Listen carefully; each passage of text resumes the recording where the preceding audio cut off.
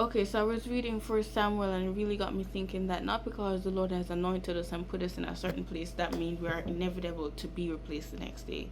Just like how Saul was in charge of Israel, the Lord appointed him and put him in charge over Israel, and he disobeyed. He didn't wait until the appointed time that Samuel said he should have waited. So he did the forwarding thing, and he offered burnt sacrifices and burnt offerings, which he should not have. He should have waited on Samuel.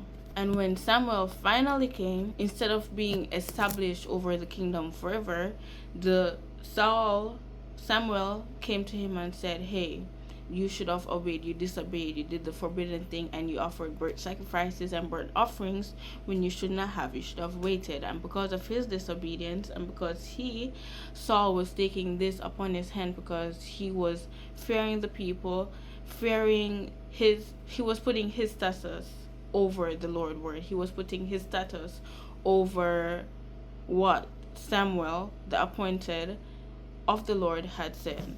And because all the people were leaving him and they were fearful and anxious, he took it upon himself to offer burnt sacrifices and disobey the Lord when he should have listened and waited.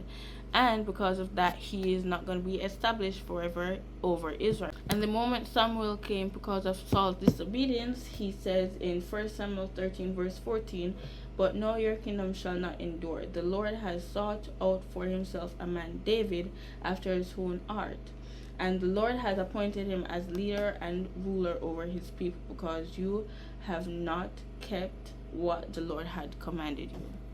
And because of Saul's disobedience, the moment the Lord anointed him and put him in place, putting him as king over Israel, he was replaced. Because the moment he was on his own and he could have obeyed the Lord, he chose his own way, disobeyed the Lord, replaced by David, a man who is seeking after the Lord's heart, came in replacement of him. So not because we are anointed and the Lord has anointed us and put us in a place of power and rule and having authority over a certain thing or people or ministry, that means he can't just replace us the very next day. I'm thinking of it as this: the Lord anoints us and put us ruling or king or in charge of a certain thing in a few hours in one day, and then the night of disobedience can lead to the next day of you not being in that position again and being replaced because of disobedience. So the point is, obey the Lord always, not because you fear people, not because you are scared or whatever, but just fear the Lord in awe of him and reverence of him.